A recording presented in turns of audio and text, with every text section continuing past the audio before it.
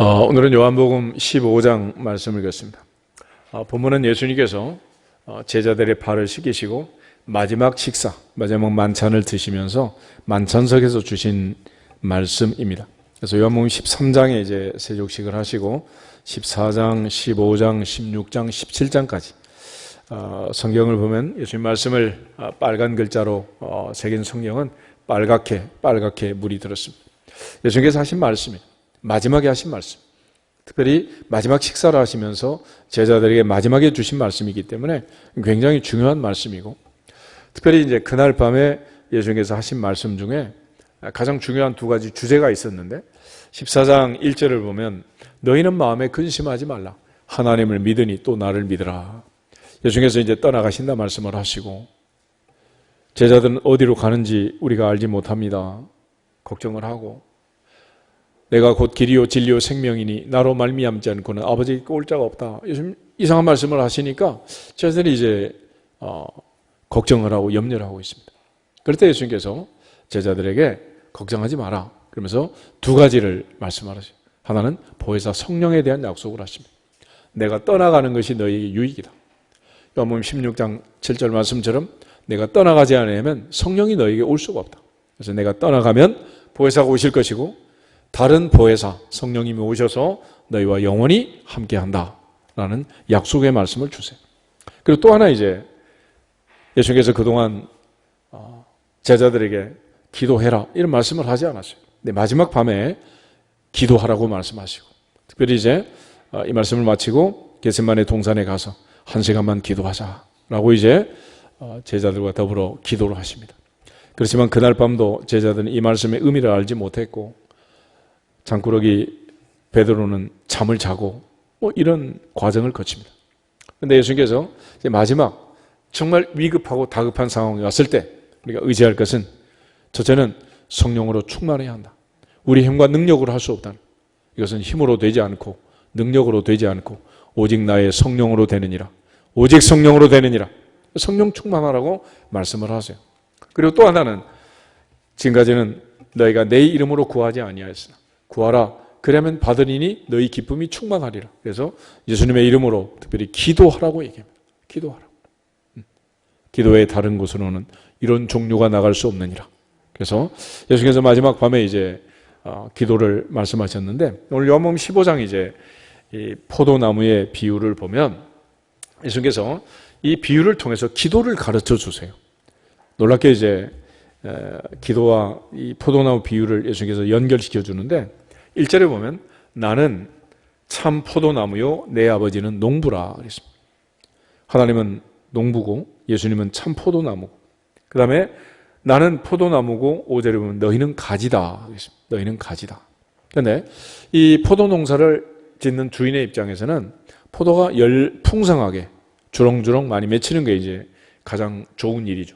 그래서 예수님께서 이제 포도나무에 열매가 맺는 비결 두 가지를 설명합니다. 첫째는 뭐냐? 가지는 붙어 있기만 하면 된다. 나무에 붙어 있기만 하면 열매를 맺느니라. 아멘. 붙어 있으라. 두 번째, 많은 열매를 맺으려면 가지가 깨끗해야 된다. 깨끗해. 그래서 주인이 농사를 지으려면 이제 싹이 나기 전에 가지를 잘라내는, 그리고 깨끗하게 정리하는 정리 작업을 합니다.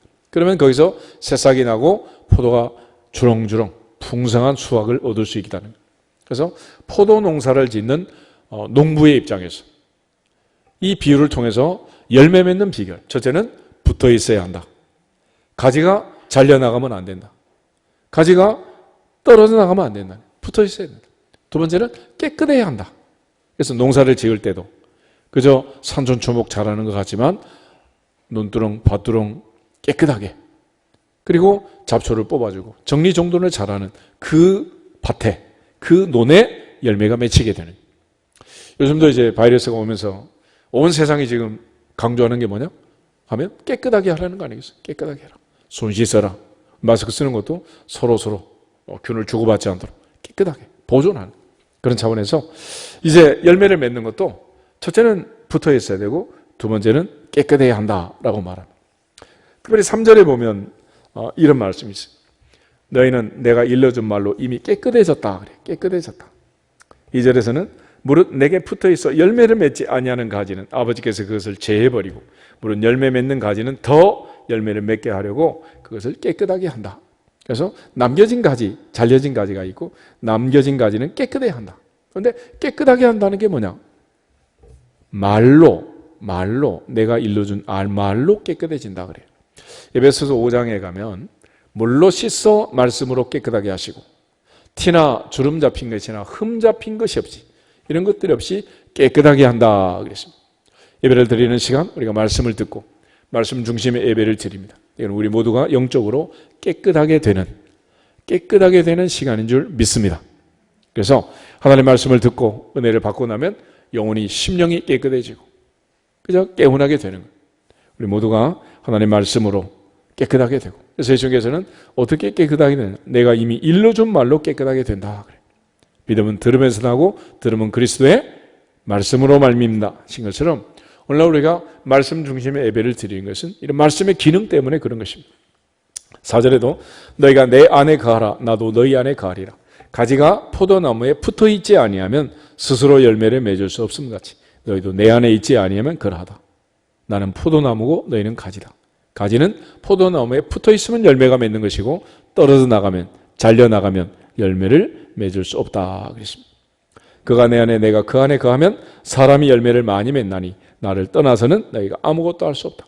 사람이 내 안에 거하지 아니하면 가지처럼 밖에 버려져 마르나니 사람들이 그것을 모아다가 불에 던져 사르느니라. 그래서 농사 짓는 농부의 방법대로 포도농사를 짓는 포도농사의 방법대로 예수님께서 지금 설명을 하셨어요. 그래서 포도농사에 많은 수확을 얻고 많은 열매를 얻는 비결은 가지를 잘 정리해 주는 거다. 그리고 가지를 깨끗하게 하는 거다. 그리고 그 가지의 열매가 맺히려면 가지는 나무에 붙어 있어야 한다라고 말했습니다. 오늘 우리가 하나님 보좌 가는 날까지 늘 주님의 품 안에 안겨서 주님이 내 안에 내가 주님 안에 거하는 주인공들이 되기를 주님의 이름으로 축복합니다. 그런데 이 말씀을 하고 나서 예수님께서 7절, 8절에 두 가지 기도 응답과 열매 맺는 것을 연결을 시켜서 정리를 하세요. 7절, 8절 같이 한번 읽겠습니다. 너희가 내 안에 거하고 내 말이 너희 안에 거하면 무엇이든지 원하는 대로 구하라. 그리하면 이루리라. 너희가 열매를 많이 맺으면 내 아버지께서 영광을 받으실 터이요 너희는 내 제자가 되리라. 아멘. 무엇이든지 원하는 대로 구하라. 그러면 이룬다. 조건이 뭐냐? 너희가 내 안에 거하고 내 말이 너희 안에 거하면 그렇습니다. 특별히 가지가 포도나무에 붙어있기만 하면 너희가 내 안에 거하는 것처럼 포도나무 가지가 나무에 붙어있으면 열매를 맺는 것처럼 너희는 내 안에 거하면 열매를 맺을 수 있다. 또 내 말이 너희 안에 거하면 내 말이 너희 안에 거하면 궁극적으로 하나님께서 주시는 말씀을 붙들고 주의 말씀을 믿고 약속의 말씀을 믿고 사는. 그래서 신앙생활이라는 것은 현상을 믿는 게 아니라 말씀을 믿는 것입니다. 약속의 말씀을 믿고 그 말씀을 붙들고 사는 그런 차원에서 너희가 내 안에 가고 내 말이 너희 안에 가면 그래서 우리가 말씀을 붙들고 기도하는 구하라 그러면 주시리라 약속하신 말씀대로 주실 줄 믿습니다. 그 말씀을 이루실 줄 믿습니다.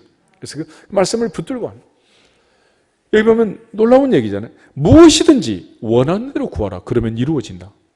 그런데 조건은 뭐냐?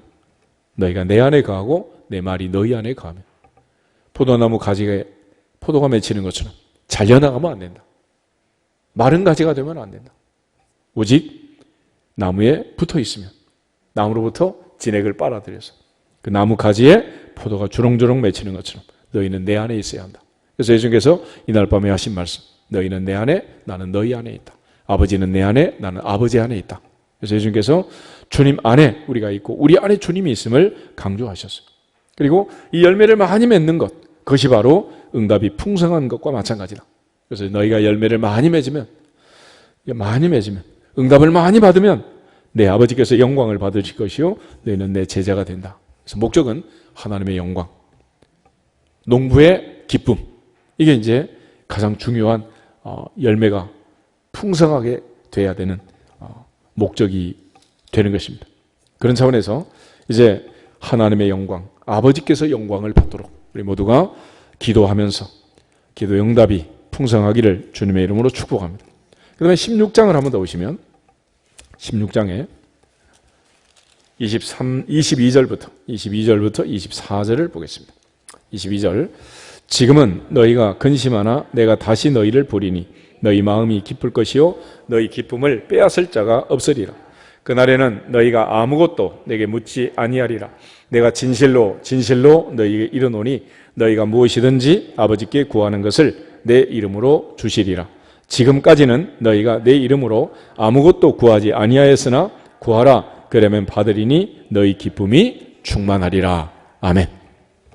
예수께서 이 포도나무의 비유를 통해서 기도를 강조하시면서 포도나무 열매가 많이 맺는 것처럼 우리가 많이 기도하고 많이 응답받으면 하나님께서 영광을 받으실 것이고 우리에게는 기쁨이 충만할 것이다. 할렐루야.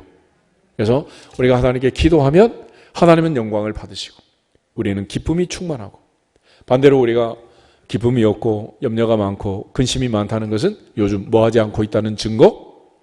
기도하지 않는다는 증거예요. 염려가 많다, 근심이 많다, 이거는 기도하지 않는 증거랍니다. 하나님께 기도하면 하나님은 우리의 마음속에 주님의 기쁨으로 충만히 채울 줄로 믿습니다. 하나님의 평강으로 넘치게 하실 줄로 믿습니다. 그래서 아무것도 염려하지 말라는, 두려워하지 말아라. 몸은 죽여도 영혼을 죽이지 못하는 자들 두려워하지 말고 몸과 영혼을 지옥에 능히 멸하시는 자를 오직 하나님만을 두려워하라. 주님 말씀하셨습니다.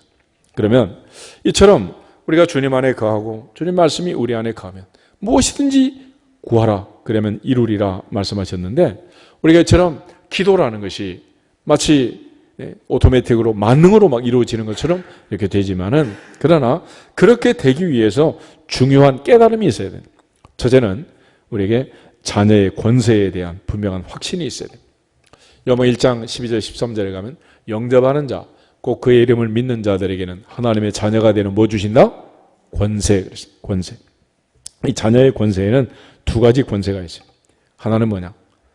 내가 태어나서 엄마, 아빠, 할머니, 할아버지 돌봄을 받고 성장하고, 또 울기만 하면 먹을 것, 입을 것 다 나오고, 이렇게 해서 채워주는, 내가 구할 때 응답받는, 내가 원하는 것을 얻을 수 있는 그런 권세가 바로 자녀의 권세. 그렇지만 이 자녀라는 것은 그렇게 마냥 얻고 누리는 그런 권세만 있지 않고, 성장하다 보면 이제 성장 과정에서 미운 5살, 미운 7살 막 이러잖아. 그렇지? 그렇게 이쁘던 애들이 막 말을 안 들어. 그럼 어떻게 돼? 매매하고 얻어맞는 권세가 있는 거예요. 그러니까 진짜 자녀는 뭐냐? 내가 필요할 때 구하면 부모가, 아빠가, 엄마가 내게 주는 그런 권세도 있지만, 또 하나 말 안 들으면 무슨 권세가 있어? 얻어맞는 권세가 있는 거예요. 이 두 가지 권세가 동시에 있다는 사실을 기억해야 됩니다. 그래서 우리가 살아가는 세상에 봄, 여름, 가을, 겨울이 있고 하나님이 그야말로 좋은 날도 주시고 어떨 때는 고난의 날도 주시는데, 이 둘이 결국은 부모와 자녀의 관계 속에서 이루어지는 일이다라는 걸 기억하시면 좋겠습니다. 마태복음 7장을 먼저 한번 보겠습니다. 마태복음 7장을 보시면 예수님께서 기도에 대하여 말씀하실 때 삼중 강조로 응답을 약속합니다. 그런데 그 응답을 주시는 이유가 뭐냐? 바로 부자 간의 관계라는 거예요. 7절부터 11절까지 한번 보겠습니다. 구하라 그리하면 너희에게 주실 것이요, 찾으라 그리하면 찾아낼 것이요, 문을 두드리라 그리하면 너희에게 열릴 것이니 구하는 이마다 받을 것이요, 찾는 이는 찾아낼 것이요, 두드리는 이에게는 열릴 것이니라. 너희 중에 누가 아들이 떡을 달라 하는데 돌을 주며 생선을 달라 하는데 뱀을 줄 사람이 있겠느냐? 너희가 악한 자라도 좋은 것으로 자식에게 줄 줄 알거든 하물며 하늘에 계신 너희 아버지께서 구하는 자에게 좋은 것으로 주시지 않겠느냐. 아멘. 그러니까 자녀가 구하면 아버지는 좋은 것을 준다는 거예요. 아들이 구하면 좋은 것을 준다. 딸이 구하면 좋은 것을 준다. 이게 이제 인간사의 원칙이야. 인간이 살고 있는 이 세상사의 가장 중요한 진리. 아무리 악한 자도 자기 자녀에게는 뭘 준다고? 좋은 것을 준다는 거예요. 하물며 하늘에 계신 너희 아버지께서 구원한 자에게 좋은 것을 주시지 않겠냐. 그러니까 우리가 기도하기 전에 먼저 깨달을 것은 우리가 하나님의 자녀의 권세가 있다는 사실.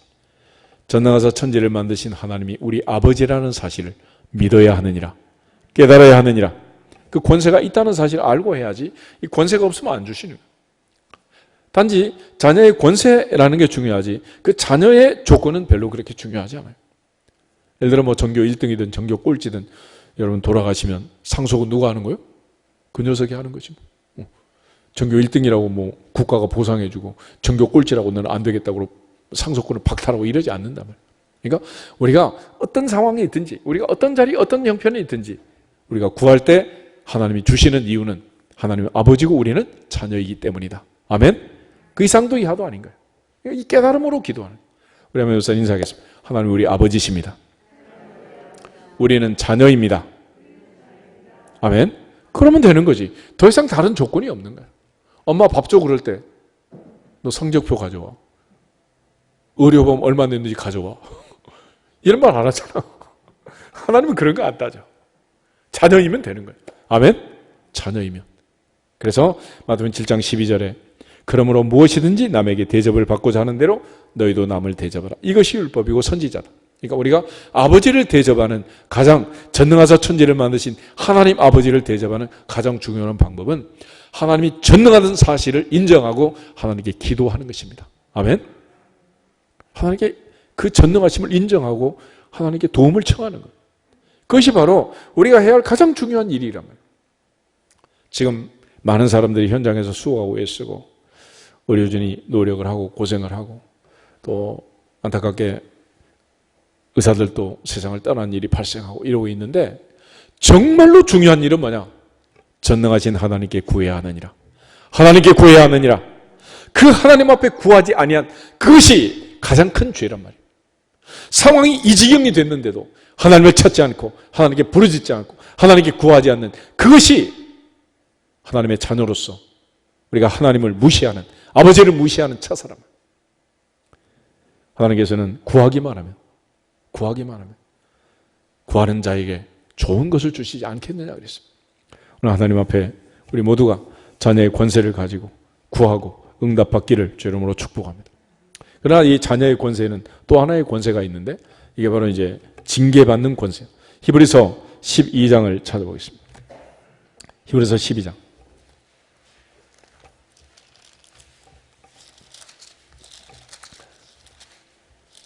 히브리서 12장 5절에서 8절까지를 먼저 보겠습니다. 5절. 또 아들들에게 권하는 것 같이 너희에게 권면하신 말씀도 잊었도다. 일러스되 내 아들아 주의 징계하심을 경히 여기지 말며 그에게 꾸지람을 받을 때에 낙심하지 말라. 주께서 그 사랑하시는 자를 징계하시고 그가 받아들이시는 아들마다 채찍질 하심이라 하였으니 너희가 참음은 징계를 받기 위함이라. 하나님이 아들과 같이 너희를 대우하시나니 어찌 아버지가 징계하지 않는 아들이 있으리요. 징계는 다 받는 것이거늘 너희에게 없으면 사생자요 친아들이 아니니라. 아멘. 아버지의 아들로 아버지 밑에 살려면 아버지한테 징계받는 권세가 있는. 역사적으로도 보면 이스라엘 백성들이 하나님 앞에 순종하면 들어가도 복을 받고 나가도 복을 받고, 불순종하면 들어가도 저주를 받고 나가도 저주를 받는. 그러니까 하나님이 내 인생을 간섭하시는. 예를 들어서 내가 인생을 살면서 성장 과정에서 밤낮을 받고 다니고 새벽 2시, 3시에 들어오는데도 아무도 나를 혼낼 부모가 없으면 고아 아니겠어, 고아? 만약에 엄마 아빠가 있다면, 어머니 아버지가 살아계신다면 그렇게 늦게 다니지도 않겠지만은 만약 그렇게 늦게 들어오면 혼이 나지 않겠냐고. 그래서 우리가 이 역사의 흐름 속에서 때로는 좋은 날이 있고 어려운 날이 있지만 이건 전부 다 하나님이 우리 인생에 개입하시고 간섭하시는 증거다. 요나가 니느웨로 가라는데 말을 안 듣고 다시스로 갑니다. 날씨가 너무 좋고 큰 배가 준비되어 있고 침대 칸에 들어가서 잠을 자고 가는 거예요. 멋지게 다시스까지 갔으면 요나는 하나님의 자녀가 아닌 거예요. 그런데 하나님께서는 그 인생에 개입하셔서 큰 풍랑을 준비하시고 큰 물고기를 준비하시고 물고기 뱃속에서 3일 동안 회개하고 기도하게 하시고 그리고 마지막 감사함으로 하나님의 물고기의 명령에서 물고기 뱃속에서 나오는 그런 인생을 삽니다. 요 나의 인생은 마음대로 되는 인생이 아니라 하나님이 간섭하시고 개입하셔서 조율하시는, 통제하시는 그런 인생이랍니다. 내 마음대로 인생이 아니에요. 다윗이 인구조사를 하고 범죄했을 때 하나님 선지자 갓을 통해서 그를 책망하십니다. 세 가지 선택지를 주는 거예요. 3년 동안 이 땅에 기근이 올 수 있다. 3개월 동안 사울에게 피난 다니고 도망 다니듯이 도피 생활을 할 수 있다. 세 번째는 3일 동안 온역이 내려서 전염병이 와서 온 나라가 고통을 당할 수 있다. 네가 선택해라. 그런데 다윗은 내가 사람의 손에 매를 맞지 않고 하나님의 손에, 아버지 손에 매를 맞겠습니다. 그래서 그가 3일의 온역을 선택하게 됩니다. 매를 맞더라도 누구한테 맞아야 된다? 아버지한테 맞아야 되는. 밖에 나가서 얻어맞고 다니면 안 된다. 고생을 하더라도, 매를 맞더라도 아버지의 개입 아래, 아버지의 허락 속에 그렇게 돼야지. 이게 하나님과 무관한, 하나님 없는 이방인처럼 그렇게 살면 안 되는. 그래서 내가 인생을 살면서 하나님 뜻에 어긋나게 살고 내 멋대로 사는데도 아무 재난도 없고 고난도 없고 아픔도 없고 범사가 형통하면 잘 된다. 이보다 좋을 수는 없다. 그러면 두 가지 케이스예요. 첫째는 버린 자식이든지, 두 번째는 골프 치는 사람 풀스윙을 해가지고 지금 엉덩이에 맞기 5초 전이든지, 이제 둘 중에 하나예요. 하나님은 자기 자녀를 내버려 두시지 않는다. 아멘? 그래서 자녀에게는 내가 어떤 경우에도 구하면 좋은 것을 얻을 수 있는 권세가 있지만 말 안 들으면 얻어맞는 권세가 있는 거예요. 다시 사사기 3장을 한번 찾아보겠습니다. 사사기 3장. 구약성경 사사기를 보면 이스라엘 백성들이 하나님 앞에서 범죄할 때 하나님이 내버려 두지 않습니다. 간섭하시는 거예요. 7절, 8절 두 절을 먼저 읽겠습니다. 이스라엘 자손이 여호와의 목전에 악을 행하여 자기들의 하나님 여호와를 잊어버리고 바알들과 아세라들을 섬긴지라.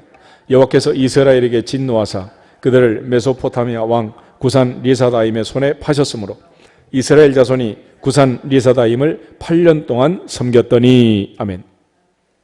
민족 전체가 악을 행하자 하나님이 그들의 삶에 개입하셔서 메소포타미아 구산 리사다임을 강하게 하셔가지고 8년 동안 노예 생활을 하게 합니다. 근데 놀라운 사실은 9절이에요. 9절 보겠습니다. 이스라엘 자손이 여호와께 부르짖음에 여호와께서 이스라엘 자손을 위하여 한 구원자를 세워 그들을 구원하게 하시니 그는 곧 갈렙의 아우 그나스의 아들 온니엘이라. 아멘. 언제 하나님이 구원해 주셨어요? 부르짖음에. 그런데 4장에 보면 4장 1절에 또 에웃이 죽자 또 악을 행해요. 4장 1절부터 3절을 보겠습니다. 에웃이 죽으니 이스라엘 자손이 또 여호와의 목전에 악을 행하며 여호와께서 하솔에서 통치하는 가나안 왕 야빈의 손에 그들을 파셨으니 그의 군대 장관은 하로셋 학고임에 거주하는 시스라요. 야빈 왕은 철병거 900대가 있어 20년 동안 이스라엘 자손을 심히 학대했으므로 이스라엘 자손이 여호와께 부르짖었더라. 아멘. 이번엔 20년 동안 압제를 당합니다. 하나님께서 하나님 목전에 악을 행하는 그 백성을 내버려 두지 않고 그들의 삶에 개입하셔서 그들에게 찾아오셔서 가나안 야빈을 강하게 하셔가지고 20년 동안 노예 생활을 하게 됩니다. 그런데 그 학대 때문에 마지막 이스라엘 자손이 여호와께 부르짖었더라. 그래서 하나님이 이번에는 여자 선지자 드보라를 세운 드보라. 그래서 이 드보라를 통해서 5장 31절 끝에 가면 그 땅이 40년 동안 평온했다 그랬습니다. 그런데 또 문제가 생깁니다. 6장 1절 같이 한번 읽겠습니다. 이스라엘 자손이 또 여호와의 목전에 악을 행하였으므로 여호와께서 7년 동안 그들을 미디안의 손에 넘겨주시니. 아멘. 하나님 이스라엘 백성들의 삶을 내버려 두지 않고 간섭하고 계신다. 감찰하고 계신다. 그들의 인생에 개입하고 계신다. 하나님께서 만약에 우리가 멋대로 사는데도 내버려 둔다면 우린 버린 자식이에요. 우리가 그동안 교회에 대해서도 얼마나 많은 자성도 하고 반성도 했습니까? 그렇지만 세상에 욕을 먹고 손가락질 당하고 여러 가지 이유는 많겠지만은 우리가 신앙생활을 제대로 하지 못한 여기에 대해서 세상이 지적질을 해도 우리가 계속 가니까 이번에 하나님이 개입하셔서 우리로 하여금 예배도 못 드리게 이렇게 지금 심각한 상황이 아니야. 어찌됐든지 이 상황을 벗어나는 방법은 성경을 보면 어떻게 해야 되는 거요? 부르짖어야 되는 거예요. 그래서 6절 보시면 이렇게 6장 6절에 이스라엘이 미디안으로 말미암아 궁핍함이 심한지라 이에 이스라엘 자손이 여호와께 어떻게 했다? 부르짖었다. 그런데 부르짖는 시점이 있어요. 궁핍함이 심함으로. 그 끝자락이 7년째가 되는 해였어요. 그래서 인간은 언제 부르짖느냐? 이제 견딜 수 없게 되면 부르짖는 거예요. 그래서 그 기간이 때로는 8년, 18년, 20년, 40년 긴 세월이 지나간다. 하나님 앞에 빨리 부르짖으면 빨리 끝나느니라. 아멘. 그렇지만 이 기간이 길어지면 자꾸 길어지면 하나님도 내버려 두시는 거예요. 부르짖을 때까지. 그렇게 해서 사사기 6장에 하나님께서 기도원을 통해 가지고 300용사를 통해서 이스라엘 백성들을 메뚜기 떼고 가는 미디안의 군대로부터 그들을 살려주게 됩니다. 이게 전부 성경의 역사가 이런 거예요. 이스라엘 백성들이 430년 만에 애굽에서 출애굽을 하잖아요. 왜 430년 만에 출애굽을 했는가? 다시 출애굽기 2장 한번 보겠습니다. 출애굽기 2장 23절부터 25절. 출애굽기 2장 23절부터 25절 말씀. 23절 보겠습니다. 여러 해 후에 애굽 왕은 죽었고 이스라엘 자손은 고된 노동으로 말미암아 탄식하며 부르짖으니 그 고된 노동으로 말미암아 부르짖는 소리가 하나님께 상달된지라. 하나님이 그들의 고통 소리를 들으시고 하나님이 아브라함과 이삭과 야곱에게 세운 그의 언약을 기억하사 하나님이 이스라엘 자손을 돌보셨고 하나님이 그들을 기억하셨더라. 아멘. 그들의 부르짖음으로 인하여 하나님 모세를 부르러 시내산으로 갑니다. 이게 3장 4장 모세를 만나는 장면인데 가서 보니 모세는 벌써 나이가 80이 되어 있는 거예요. 모세가 80이 되든 안 되든 반드시 하나님이 움직이고 하나님의 보좌가 움직이고 하나님이 우리의 인생에 개입하셔서 도와주시려고 하면 반드시 우리가 먼저 뭐 해야 한다? 부르짖어야 돼. 그래서 하나님이 그 부르짖으라고 우리에게 고난을 주시는 거예요. 우리가 구하면 고난이 없이 구하면 그저 좋은 것을 받는 그런 권세가 있지만 고난 중에라도 부르짖으면 징계 중에라도 부르짖으면 하나님 반드시 구원자를 세우셔서 은혜 주실 줄 믿습니다. 이게 바로 징계받는 권세예요. 그래서 다시 히브리서 12장을 보면 징계의 의미를 설명해요. 징계. 하나님의 자녀가 받는 징계. 그 징계라는 것은 무슨 의미가 있는가? 다시 히브리서 12장 다시 보겠습니다. 히브리서 12장 9절, 10절, 11절 세 절을 보겠습니다. 또 우리 육신의 아버지가 우리를 징계하여도 공경하였거든 하물며 모든 영의 아버지께 더욱 복종하며 살려하지 않겠느냐. 그들은 잠시 자기의 뜻대로 우리를 징계하였거니와 오직 하나님은 우리의 유익을 위하여 그의 거룩하심에 참여하게 하시느니라. 무릇 징계가 당시에는 즐거워 보이지 않고 슬퍼 보이나 후에 그로 말미암아 연단 받은 자들은 의와 평강의 열매를 맺느니라. 아멘. 당시에는 즐거워 보이지 않지만은 지나고 나면 그게 바로 은혜라는 거예요. 그것이 의와 평강의 열매를 맺는 조건이 된다. 그런 차원에서 시편 기자는 고난 당한 것이 내게 뭐다? 유익이다. 내가 고난 당하기 전에는 그릇 행하였더니 이제는 주의 율례를 지키나이다. 그런 거. 이 고난의 때를 보내면서 우리가 하나님께 부르짖고 하나님의 뜻이 무엇인지 다시 한번 깨닫고 특별히 하나님이 내 인생을 내버려 두지 않고 내 인생을 간섭하신다. 개입하고 계신다. 믿어지기를 주 이름으로 축복합니다. 하나님이 우리 인생을 내버려 뒀다면 이런 일은 절대로 없는 거예요. 일어날 수도 없는 거예요. 그렇지만 하나님이 우리를 사랑하시고 이 땅에 천만 성도를 이 땅에 세운 교회를 종들을 사랑하기 때문에 하나님이 개입하셔서 이런 일이 있다면 특별히 이제 종료주일 고난주간 부활주의를 앞두고 있습니다. 1년 내내 새벽기도 안 하는 사람도 해야 되는 주간이 바로 고난주간 아니에요. 이번 주간 특별히 하나님께 기도하되 자녀의 권세를 가지고 하나님께 기도하면 가장 좋은 것들로 주실 줄 믿습니다. 고난 중에라도 기도하면 하나님께서 구원자를 세워서 이 고난의 때가 지나가게 하시고 나라가 평안하게 하시고 하나님의 은혜로 모든 것이 회복되도록 은혜를 주실 줄로 믿습니다. 우리는 또 하나의 권세를 알아야 됩니다. 두 번째는 예수 그리스도의 이름의 권세. 지금까지 너희가 내 이름으로 구하지 아니하였으나 구하라 그러면 받으리니 너희 기쁨이 충만하리라. 우리의 기도가 힘이 있는 이유는 예수님의 이름으로 기도하기 때문에 그렇다. 로마서 8장 34절 말씀처럼 지금도 주님은 하나님 보좌 우편에서 우리를 위하여 간구하시느니라. 간구하시느니라. 할렐루야. 사도행전 3장에 베드로가 성전 미문에 안전병기를 일으켰습니다. 은과 금은 내게 없거니와 내게 있는 것으로 내게 주노니 곧 나사렛 예수 그리스도의 이름으로 일어나 걸으라. 일어나 걸으라. In the name of Jesus, get up and walk. 그래서 벌떡 일어나는 거예요. 그래서 온 성이 예루살렘이 소동했습니다. 대제사장들이 놀래고 장로들과 관원들과 사두개인 바리새인 모든 사람이 다 놀란 거예요. 그리고 베드로를 호출했습니다. 그리고 그들이 따지는 거예요. 사도행전 다 같이 4장을 한번 찾아보겠습니다. 사도행전 4장.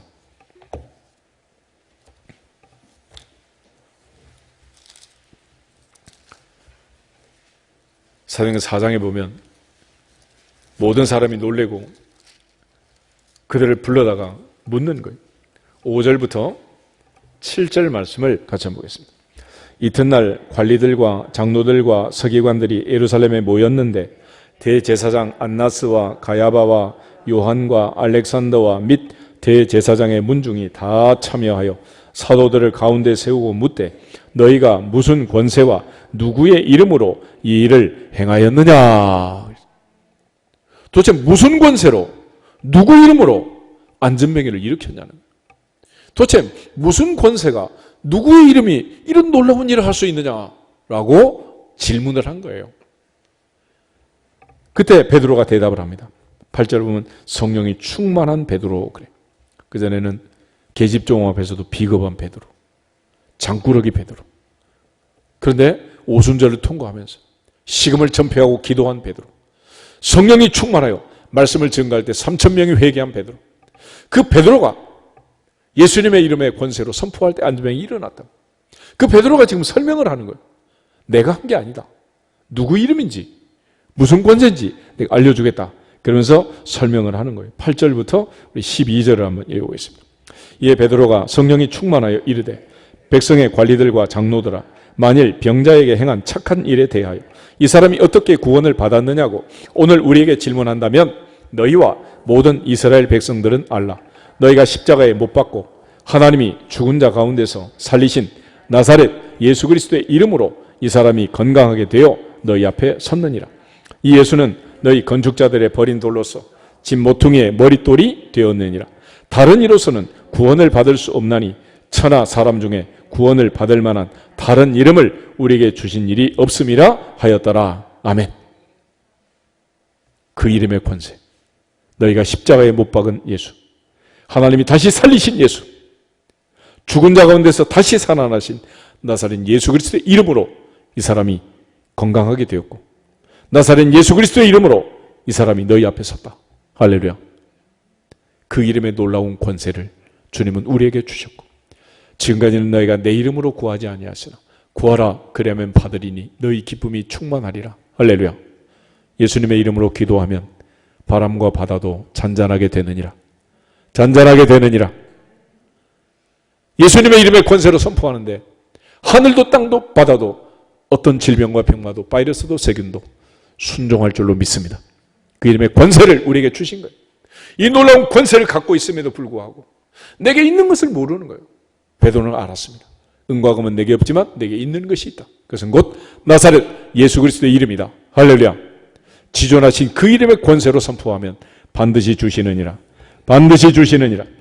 이 놀라운 권세를 예수님 말씀하신 거예요. 그래서 요한복음 13장, 14장, 15장, 16장 마지막 만찬을 드시면서 내 이름으로 기도해야 한다.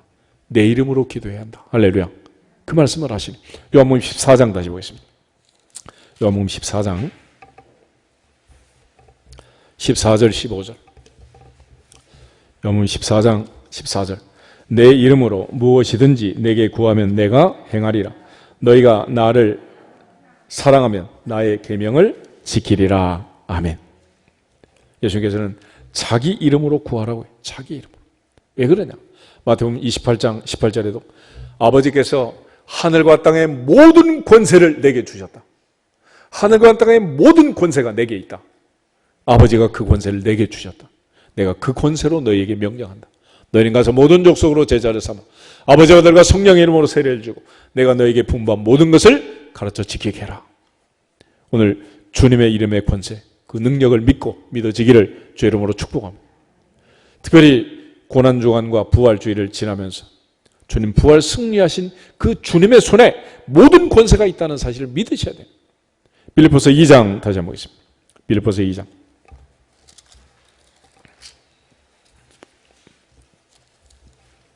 5절부터 11절. 빌립보서 2장 5절. 너희 안에 이 마음을 품으라. 곧 그리스도 예수의 마음이니 그는 근본 하나님의 본체시나 하나님과 동등됨을 취할 것으로 여기지 아니하시고 오히려 자기를 비워 종의 형체를 가지사 사람들과 같이 되셨고 사람의 모양으로 나타나사 자기를 낮추시고 죽기까지 복종하셨으니 곧 십자가에 죽으심이라. 이러므로 하나님이 그를 지극히 높여 모든 이름 위에 뛰어난 이름을 주사 하늘에 있는 자들과 땅에 있는 자들과 땅 아래에 있는 자들로 모든 무릎을 예수의 이름에 꿇게 하시고 모든 입으로 예수 그리스도를 주라 시인하여 하나님 아버지께 영광을 돌리게 하셨느니라. 아멘. 모든 무릎을 예수의 이름에 꿇게 하셨다. 예수 앞에 꿇게 하는 게 예수님의 이름 앞에. 그래서 우리가 그 이름의 권세를 예수님이 우리에게 주셨고 이제부터는 너희가 누구 이름으로 기도해라? 예수님의 이름으로. 내 이름으로 기도해라. 주님 말씀하신 거예요. 그러므로 이번 한 주간 우리가 하나님의 자녀의 권세를 가지고 특별히 예수님의 우리에게 허락하신 그 이름의 권세를 가지고 기도할 때 하늘이 열리고 땅이 열리고 인생의 닫힌 문들이 열리고 맺힌 것들이 풀리고 바이러스는 사라질 줄로 믿습니다. 그 놀라운 권세를 주셨는데 내게 있는 것이 무엇인지도 모르고 사기 힘든 마스크만 산다고 돌아다니고 말이야. 하나님 앞에서 우리에게 있는 것, 그 이름의 권세를 가지고 선포하면 코로나19 바이러스는 사라질 줄로 믿습니다. 무엇보다도 그 주님께서 우리에게 그렇게 기도하라고 말씀하신 마지막 이유가 중요한 거예요. 그거는 인간의 생사하고 인류의 흥망성쇠를 결정하시는 최종 결정권자는 누구다? 하나님 아버지라는.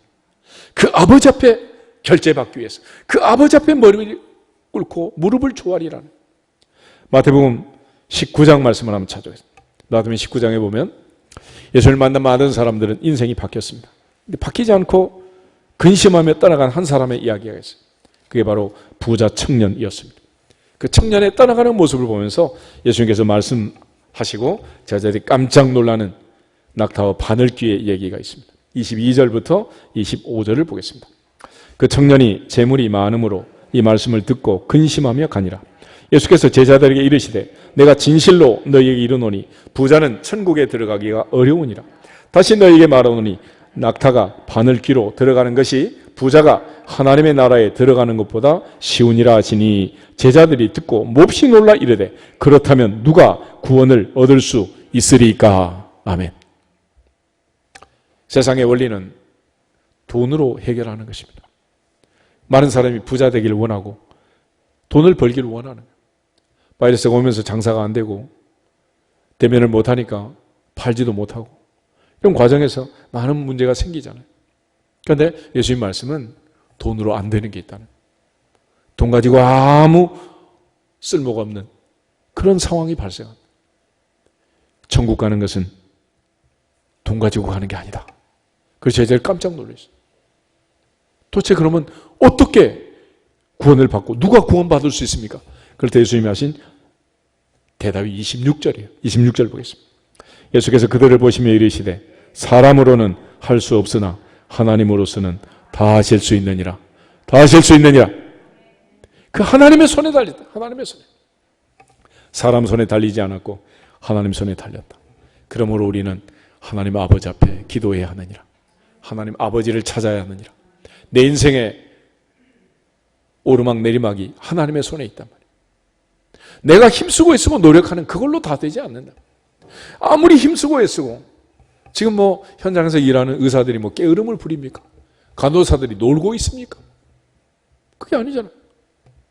아무리 최선을 다해도 노력을 하고 힘쓰고 애써도 여호와께서 집을 세우지 아니하시면 세우는 자의 수고가 헛되고 여호와께서 성을 지키지 아니하시면 파수꾼의 경성함이 깨어있음이 허사로다. 너희 아침 일찍 일어나고 저녁에 늦게 눕고 수고의 떡을 먹음도 헛되도다. 헛되다는 하나님이 은혜 주셔서 하나님이 결제하셔서 이 모든 일이 끝나게 된다는 이 로드맵을 분명히 기억하고 하나님의 결제받기 위해서 우리 모두 엎드려 부르짖기를 주님의 이름으로 축복합니다. 그때 끝나네. 그때. 그래서 우리는 기도하는 거예요. 왜 기도해야 되느냐? 기도밖에 없느냐? 기도밖에 없는 거예요. 결국 하나님의 손에 달렸기 때문에 그렇습니다. 베드로전서 5장 7절에서 너희 염려를 다 주께 맡기라. 이는 그가 너희를 돌보심이라 그랬습니다. 믿음은 맡기는 거예요. 하나님께 맡겨버리기를 주 이름으로 축복합니다. 죽고 사는 것도 맡겨버리시기를 축복합니다. 우리가 아무리 힘쓰고 애쓰고 노력하지만은 오늘 바이러스는 뭐 누구든지 공격하는 거 아니야. 오늘 내가 병에 걸릴 수도 있는 거고 내가 세상을 떠날 수도 있단 말이야. 내가 얼마나 연약한 존재인가를 알고 그거 가지고 염려하지 말고 주께 맡길지어다. 맡겨버릴지어다. 맡겨버리라. 남편도 맡기고 아내도 맡기고 부모도 자녀도 맡기고 다 맡겨버리라. 그래서 기도할 때 또 하나의 주의사항은 오직 믿음으로 구하고 조금도 뭐 하지 말라. 의심하지 말라 그랬죠. 그러니까 하나님께 맡기고 맡기고. 맡길 수도 없는 분한테 맡기고서 염려하면 무슨 의미가 있겠어요? 여러분들 뭐 다들 은행에 저축을 하시잖아요. 은행을 못 믿으면 맡길 수 있어요? 없어요? 중국 사람들 항아리에다 캐시를 집어넣고 붙들고 있어야지. 못 믿는 은행에다 어떻게 맡기겠어요? 우리 모두가 다 하나님을 믿고 하나님께 맡기고 기도할 수 있기를 주 이름으로 축복합니다. 그래서 할 수 있거든이 무슨 말이냐? 믿는 자에게는 능히 하지 못할 일이 없느니라. 하나님의 능력을 믿고 아버지를 믿고 맡기면 맡아주실 줄로 믿습니다. 그리고 우리가 서로 합심해서 기도하는 것. 너무도 중요한 일인데 세상은 지금 우리로 하여금 점점 멀어지라고 합심해서 기도하지 말라고 자꾸 지금 요구를 하는 거예요. 도대체 어찌된 일이냐? 참 안타까운 거 아니겠어요? 모세가 손을 들면 일이고 이스라엘이 이기고 손을 내리면 아말렉이 이겼던 그 르비딤의 전투가 있어요. 아말렉과의 전쟁. 여호수아가 칼을 들고 전쟁터로 나갔습니다. 그렇지만 그날의 전쟁의 승패는 모세의 기도산에 달렸지 여호수아의 칼끝에 달리지 않았어요. 아론과 훌이 양쪽에서 그 원리를 깨닫고 하루 종일 붙들고 그들이 승리하게 됩니다. 하나님께서는 모세에게 이 사실을 책에 기록해서 여호수아의 귀에 못이 박히도록 들려줘라 그랬어요. 모세는 여호와 니시의 깃발을 꽂고 하나님이 우리를 도우셨다라고 승전가를 부릅니다. 그때 아론과 훌은 이 놀라운 비밀을 깨닫고 하나님께 기도했는데 그 자손들에게 하나님이 엄청난 복을 주신 거예요. 아론과 그 아들들은 대대로 대제사장이 되고 제사장이 되는 아론의 자손이 아니면 제사장이 될 수 없는 그런 법을 하나님이 정하십니다. 또 광야에서 아무것도 없는 그 사막에서 성막을 짓고 법궤와 향단과 진설병과 휘장과 모든 것들을 만드는데 그 모든 것을 총지휘하는 책임자로 훌의 손자 우리의 아들 부사레를 하나님이 지명하여 부른 거예요. 특채를 한 거예요. 특채를. 너 해라 그러고. 만약 대통령의 아들 그렇게 지명해서 장관시키면 어떻게 될까? 난리가 나겠지. 그런데 하나님은 언제 부사레를 알았느냐? 할아버지 때부터 할아버지하고 친하니까 손자 시켜준 거야. 하나님 아버지가 우리가 어떻게 사느냐에 따라서 우리 아들 손자들이 대대로 잘 될 줄로 믿습니다. 그래서 할머니 할아버지가 친해야 돼. 하나님과 친한 방법이 뭐냐? 기도하는 거예요. 기도. 아멘? 기도. 친한 사람은 늘 대화를 하고 전화를 하고 그러잖아. 1년에 한 번 전화하는 사람은 친해요, 안 친해요? 친구야 그래도? 3년에 한 번 하는 사람은 친구라고 할 수 없지. 하나님과 친한 방법. 그래서 예수님께서 마지막 밤에 그 얘기를 하신 거예요. 지금까지는 안 했지만 오늘부터는 기도해라. 누구 이름으로? 예수님의 이름으로. 아무리 악한 자도 자식에게는 좋은 것 준다. 우리에게는 하나님의 자녀의 권세를 주셨다. 할렐루야. 그래서 자녀의 권세를 가지고 예수님의 이름의 권세를 가지고 하나님께 기도하면 반드시 응답하실 줄로 믿습니다. 너는 나를 위해서, 나는 너를 위해서 서로 기도하는 거예요. 그리고 특별히 하나님이 은혜 주시고 응답 주셨을 때 하나님만 자랑할지어다. 자기 공로는 없는 거예요. 믿음 안에서 아브라함도 자랑할 것이 없다 그랬습니다. 사울이 바울 됐다는 것은 공로주의자가 은혜주의자로 바뀐 거예요. 내가 나 된 것은 하나님의 은혜다. 내가 모든 사람보다 더 많이 수고했지만 그것도 내가 아니고 나와 함께 하신 하나님의 은혜로다. 은혜로다. 아멘. 은혜를 깨닫고 기도하는 거예요. 그리고 특별히 영적 전쟁에서 승리할 수 있도록 사탄은 우는 사자처럼 두루다니며 삼킬 자를 찾고 있습니다. 특별히 고난주간 한 주간 집에서라도 새벽을 깨워서 알람하고 일어나서 무릎 꿇고 기도하고 하루 일과를 시작하고 하나님께 영광을 돌릴 수 있기를 주님의 이름으로 축복합니다. 그래야 마귀한테 물려가지 않는다. 마지막은 고난주간에도 우리가 할 수 있는 일, 그는 기도가 답입니다. 예수님 마가복음 9장에서 하신 말씀, 기도 외에 다른 것으로는 이런 종류가 나갈 수 있다 없다? 없다는. 기도 외에 다른 것으로는 이런 종류가 나갈 수가 없는 거예요. 오직 기도. 오직 기도. 그래서 예수님께서 마지막 밤에 기도하라고 말했습니다. 그동안에 예수님이 직접 기도하시고 제자들 위해 기도했지만은 이제 우리가 할 수 있는 일은 기도밖에 없는 거예요. 요한복음 17장을 읽고 기도하겠습니다. 요한복음 17장에 보면 예수님께서 마지막에 기도를 하시면서 이 말씀은 누구를 위하여 주신 것인가? 라는 말씀을 주세요. 20절, 21절 두 절을 한번 읽겠습니다. 20절, 내가 비옵는 것은 이 사람들만 위함이 아니요 또 그들의 말로 말미암아 나를 믿는 사람들도 위함이니 아버지여, 아버지께서 내 안에 내가 아버지 안에 있는 것 같이 그들도 다 하나가 되어 우리 안에 있게 하사 세상으로 아버지께서 나를 보내신 것을 믿게 하옵소서. 아멘. 12 제자만을 위해서 예수님 이 말씀 주신 거 아니고 그 사도들이 전한 말씀을 통해 2000년 뒤에 예수 믿을 오늘 이 시간 이 자리에 있는 우리를 위해서 주님 이 말씀 주신 줄 믿습니다. 이 말씀 붙들고 고난주간 한 주간 승리하고 부활의 아침 영광의 주님을 만나고 죽음의 권세를 이기고 부활 승리하신 예수 그리스도의 이름의 권세와 우리에게 허락하신 자녀의 권세를 가지고 아버지의 보호자를 움직이는 주인공들이 되시기를 주님의 이름으로 축복합니다.